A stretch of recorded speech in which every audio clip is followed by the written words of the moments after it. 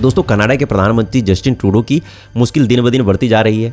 अब उनकी पार्टी के भीतर से उनके इस्तीफे की मांग उठने लगी है। उनकी ही पार्टी के कई सांसद यहाँ तक धमकी दे चुके हैं कि अगर ट्रूडो अगला चुनाव लड़ते हैं तो वे खुद चुनाव में हिस्सा नहीं लेंगे। ट्रूडो के खिलाफ बगावत इसलिए भी बढ़ता जा रहा है क्योंकि हाल ही में उन्होंने भारत के साथ जो विवाद खड़ा किया है उससे उन पार्टी की छवि को बड़ा नुकसान हुआ है। भारत पर आरोप लगाकर खुद को सही दिखाने का यह उनका प्रयास अब उनके खिलाफ ही होता चला जा रहा है। दरअसल दोस्तों, हमेशा से यह आरोप लगे हैं कि कनाडा के चुनाव में चाइना का किसी न किसी तरह से इंटरफेरेंस रहा है। चीन के मामले में इसे नज़रअंदाज किया गया।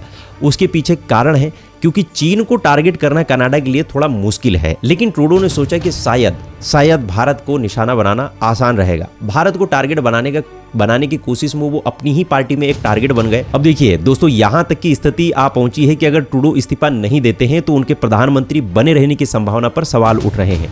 वो फिलहाल कनाडा के सबसे कम रेटिंग वाले प्रधानमंत्री है और उससे उनकी अगली टर्म्स पर भी खतरा मंडरा रहा है। एक और दिलचस्प बात यह है कि कई बार चुनाव में पड़ोसी देशों के प्रभाव की वजह से पार्टियां जीत जाती है, जैसे कि कई बार भारत में ही होता है। वह इसलिए क्योंकि हमारे पास में पड़ोसी के रूप में पाकिस्तान है। अब अगर किसी भी पार्टी को यहाँ इलेक्शन जीतना है तो पाकिस्तान के मुद्दे को अगर ले आए तो उसके लिए इलेक्शन जीतना आसान हो जाता है। लेकिन कनाडा के पास ऐसा तो कोई पड़ोसी है नहीं, अगर है भी तो वह अमेरिका, और अमेरिका से वह उलझ नहीं सकते। इसीलिए 9000 किलोमीटर दूर भारत को टारगेट बनाने का उनका प्रोग्राम बना लिया। भारत पर आरोप लगाने का यह नया अंदाज पिछले साल खालिस्तानी आतंकी हरदीप सिंह निज्जर की हत्या का मामला सामने ला करके किया गया।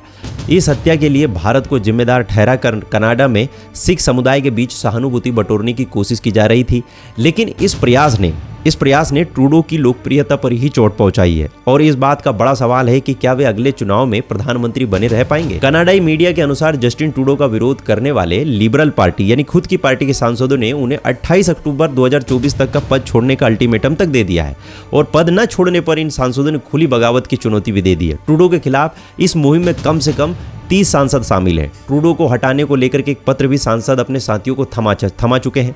इस पत्र पर कई सांसदों के हस्ताक्षर भी करवाए गए हैं।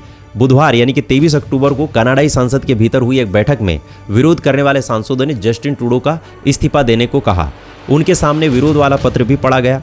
अब लिबरल पार्टी के सांसद सीन कैसी ने कहा है कि यह कनाडा के हित में होगा कि जस्टिन ट्रूडो अपना इस्तीफा सौंप दे। उन्होंने कहा है कि इसी से लिबरल पार्टी की सरकार बच सकती है। उन्होंने कहा है कि अगर ऐसा नहीं होता है तो कंजर्वेटिव पार्टी आसानी से जीत दर्ज कर लेगी।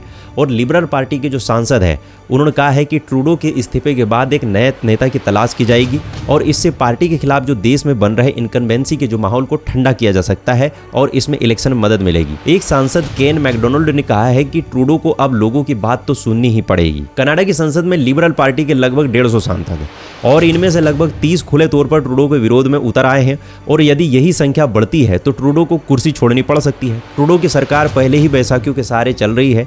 वहीं दूसरी तरफ ट्रूडो के कई कैबिनेट मंत्रियों ने भी दोबारा चुनाव न लड़ने का मन बना लिया है।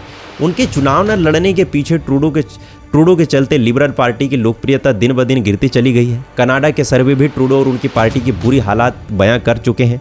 कनाडा के सरकारी चैनल CBC के सर्वे में लगातार एक वर्ष से कंजर्वेटिव नेतृत्व लिबरल पार्टी से 19% आगे चल रहा है। जहां 42% लोग कंजर्वेटिव पार्टी और पियरे पॉलिवर को पसंद कर रहे हैं तो वहीं पर मात्र 23% की पसंद लिबरल पार्टी और ट्रूडो है। सर्वे से यह भी पता चला है कि आगामी चुनाव में 95% संभावना है कि कंजर्वेटिव पार्टी बहुमत हासिल कर लेगी।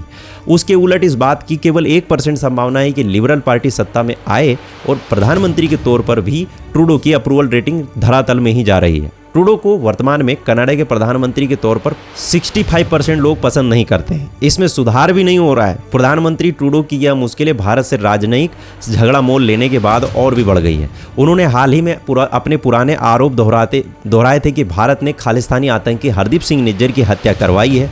इसको लेकर के भारत ने अपने राजनयिक भी कनाडा से वापस बुला लिए थे और कनाडाई राजनीति को देश से निकलने को भी कहा था। प्रधानमंत्री ट्रूडो ने यह आरोप लगाने के बाद में संसद की कमेटी की सुनवाई में खुद कबूला था कि उनके पास में भारत के खिलाफ में कोई सबूत मौजूद नहीं है।